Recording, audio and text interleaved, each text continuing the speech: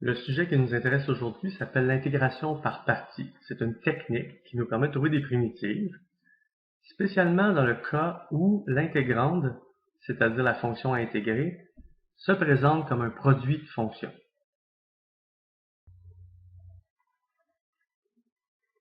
On veut donc intégrer un produit de fonction.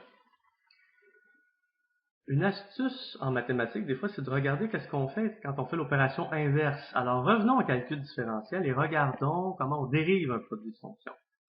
Alors, considérons u fois v, deux fonctions de x, et dérivons ce produit. Alors, ce qu'on sait par le cours de calcul différentiel, c'est que je commence par dériver en fait v et je multiplie par la fonction u. Alors, je vais donc obtenir u fois la dérivée de v par rapport à x, plus v, la seconde fonction, fois la dérivée de u par rapport à x. Alors, formule de dérivation d'un produit. Alors, l'idée ici, c'est d'intégrer chaque membre de cette équation-là. Alors, je vais faire l'intégrale indéfinie par rapport à x du côté gauche, et même chose du côté droit. Alors, puisqu'on a une somme, on peut utiliser la linéarité de l'intégrale pour dire, en fait, l'intégrale du membre de droite, c'est l'intégrale du premier terme plus l'intégrale du second terme. On obtient une formule qui est un peu dense, un peu difficile à lire, mais elle se simplifie. Alors, allons-y, regardons qu'est-ce qu'on peut simplifier dans cette formule. Le membre de gauche. Alors, on a la dérivée d'une fonction par rapport à x, puis ensuite on demande une primitive du résultat. En fait, on sait que l'intégrale et la dérivée, par le théorème fondamental, sont deux opérations inverses l'une de l'autre. À ce moment-là, on obtient tout simplement u fois v comme simplification pour le membre de gauche. Côté membre de droite, allons regarder un peu ce qu'il y a comme facteur à l'intérieur de la première intégrale. On a u fois dv dx fois dx. Alors enfin, on a déjà rencontré dans le cours une notation simplifiée pour la dérivée fois le symbole dx. On appelait ça la différentielle. Alors en fait, on va toujours garder le symbole d'intégrale, on va toujours garder la fonction u, mais la dérivée de v par rapport à x fois dx, on simplifie ça par la différentielle de v. On va faire la même chose pour le dernier terme. Alors on va avoir l'intégrale de v, et les deux autres facteurs se simplifient. On est tout simplement différentiel de u. Alors on obtient une formule qui est quand même beaucoup plus simple. U fois v égale intégrale de u dv plus intégrale de v du. De manière à ce qu'elle soit utilisable, cette formule-là, on va isoler un des termes du membre de droite. C'est-à-dire, on va isoler intégrale de u dv. Alors, j'isole l'intégrale de u dv que je vais mettre à gauche. Alors, ce faisant, je garde dans mon membre de gauche uv et je vais envoyer l'intégrale de v du. L'autre côté, il va venir soustraire mon uv. Alors donc, j'obtiens la formule intégrale u dv égale uv moins intégrale de v du. Alors nous voici avec la formule d'intégration par partie. Alors cette formule-là, c'est elle qui va être utilisée quand on aura à intégrer un produit de fonction. Elle va nous aider beaucoup dans plusieurs circonstances. C'est ce qu'on verra avec un premier exemple. Alors dans toutes les applications de cette formule-là, il faudra éventuellement trouver qui va jouer le rôle de u dans notre intégrale de départ et qui va jouer le rôle de dv. C'est ce qu'on verra dans les exemples.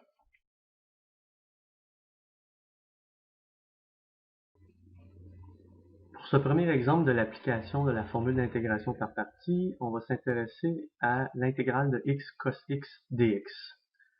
Alors, on a déjà vu dans l'introduction qu'on ne peut pas tout simplement intégrer x et intégrer cos de x.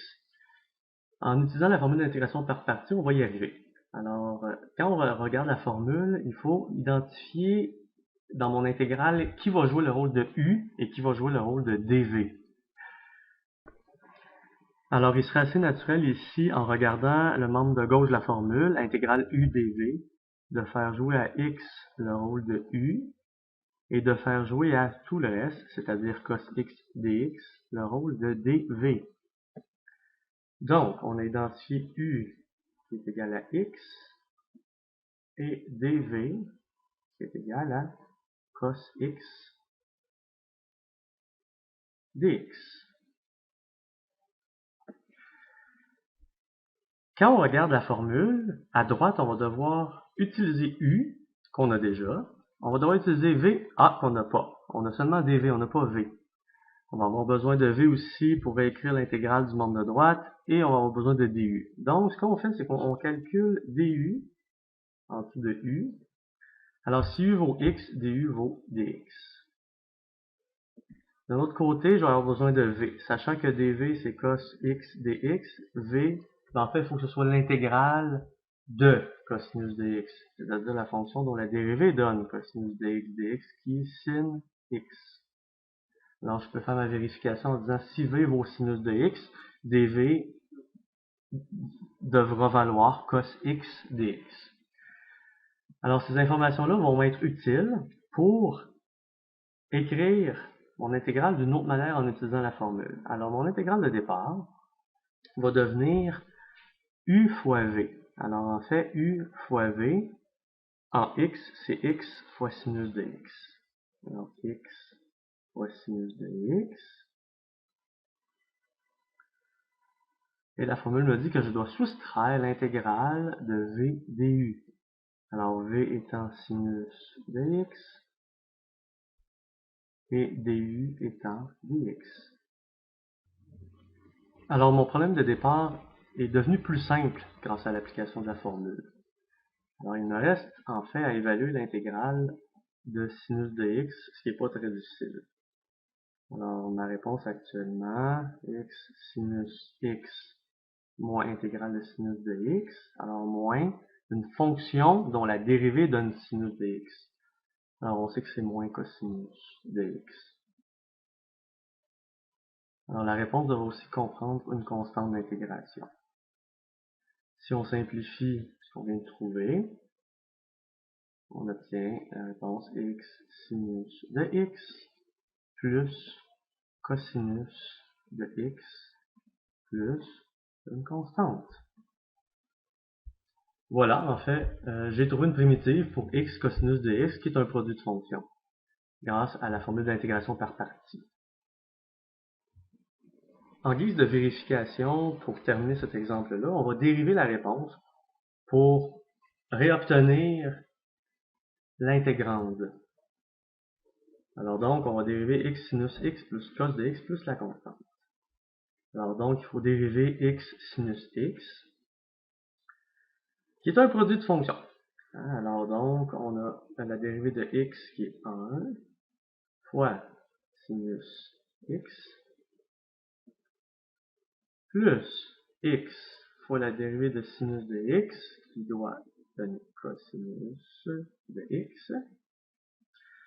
On a terminé de dériver le premier terme de notre réponse. Ensuite, on dérive cos de x qui donne moins sinus de x et la dérivée de la constante qui donne 0.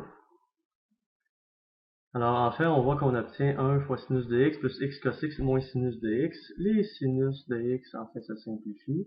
Et la réponse finale, c'est x cos de x, qui est bien la fonction qu'on avait au départ dans l'intégrale. Notre vérification est terminée. On voit que la formule d'intégration par partie fonctionne.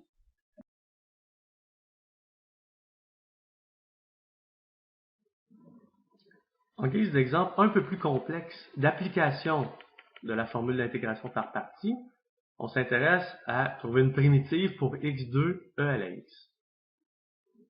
Alors, on pourrait, dans un premier temps, vouloir poser u égale x2 et dv égale e à la x dx. Alors, si j'écris à côté l'attribution de ces rôles-là, je vais avoir u égale x2, dv égale e à la x dx. Pour appliquer la formule, je vais avoir besoin de mon du, de mon v. Alors, si u vaut x2, du c'est 2x dx. Et si mon dv c'est ex dx, alors la question que je me pose c'est quelle est la fonction dont la dérivée donne e à la x? C'est e à la x.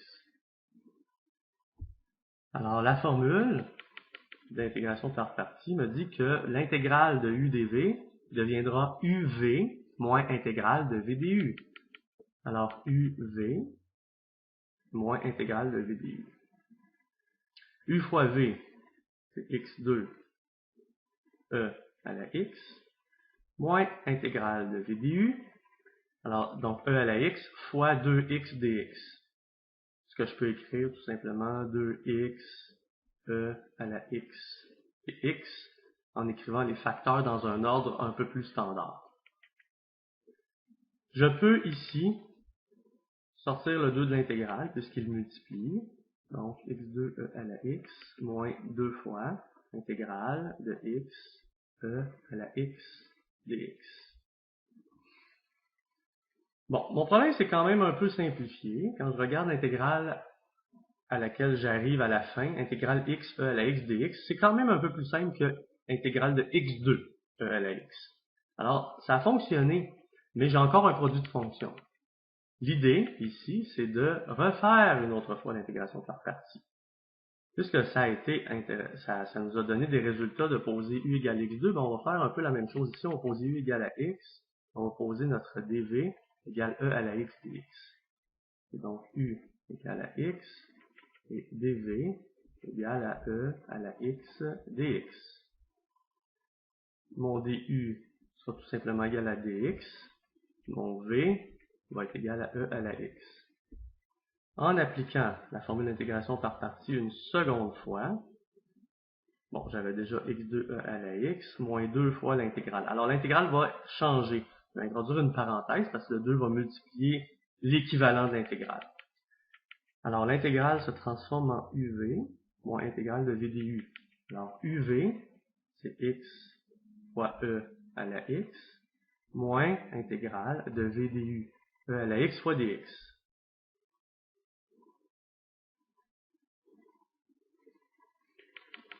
Voilà. Pour simplifier, je pourrais faire la distributivité du moins 2 sur la parenthèse. Alors donc, x2e à la x, premier terme. Moins 2 fois x e à la x, ça fait moins 2x e à la x. Et moins 2 fois moins intégrale, ça fait plus 2 fois l'intégrale. E à la x dx. Bon, alors le travail qu'il me reste à faire, c'est d'intégrer e à la x, ce qui n'est pas difficile, on l'a déjà fait en fait dans les petits v dv. Alors x2e à la x, moins 2 fois x e à la x, plus 2 fois, alors intégrale de e à la x, c'est tout simplement e à la x plus une constante. Alors voilà, j'ai introduit la constante à ce stade-ci, puisque là on a fait disparaître le dernier symbole d'intégration.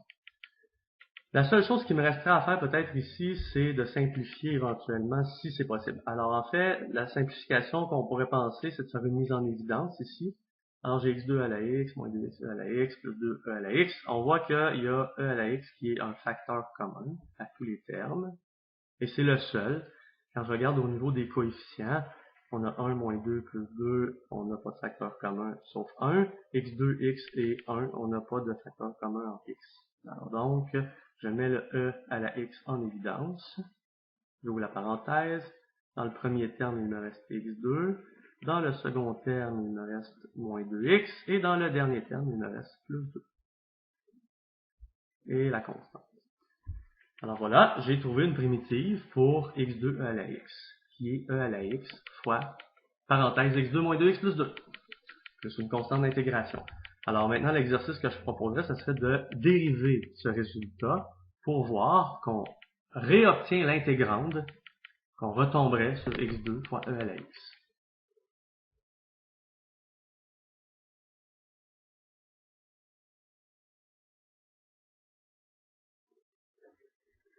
Dans le dernier exemple d'intégration par partie, on a intégré un produit de fonction où on a dû appliquer 2 fois la formule d'intégration par partie. Alors en fait, ce qu'on remarque dans ce problème-là, c'est qu'il y a eu beaucoup d'écriture. Quand on devra appliquer plus d'une fois le procédé d'intégration par partie, ce qui pourrait être intéressant, c'est ça d'avoir une manière d'écrire les choses de façon plus courte. Alors, c'est en fait ce qu'on appelle l'intégration tabulaire qui va venir à la rescousse.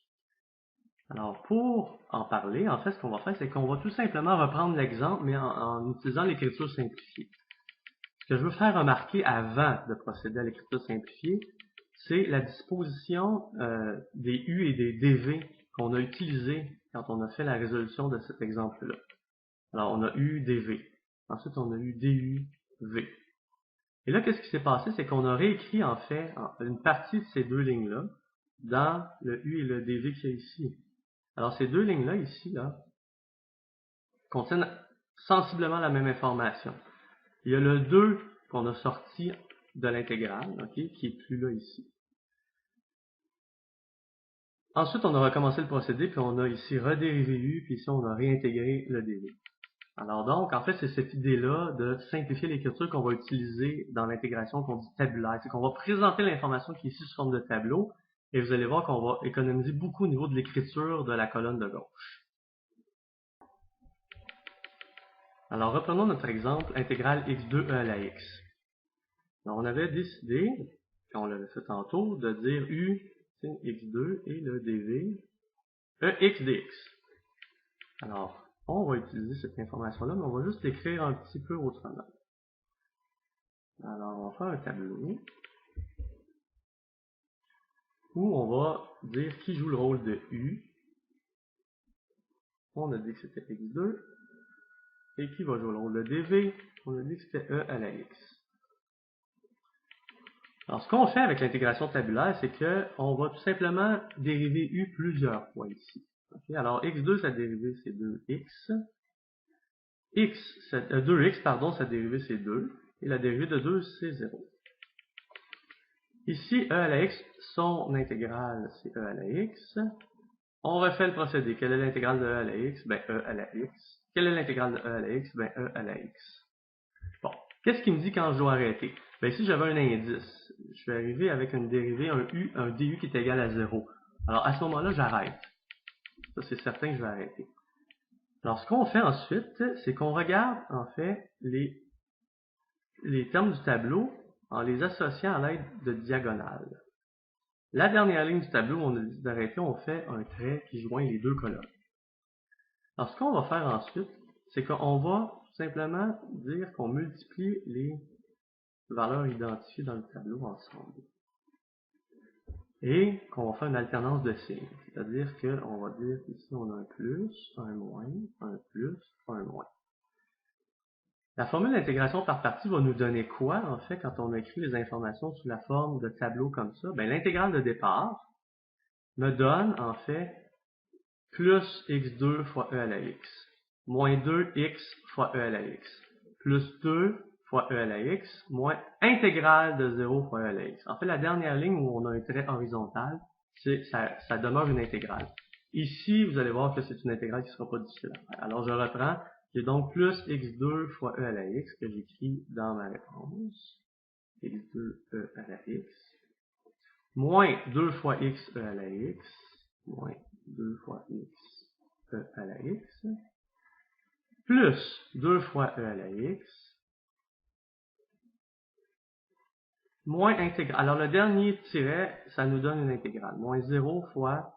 moins intégrale de 0 fois e à la x dx.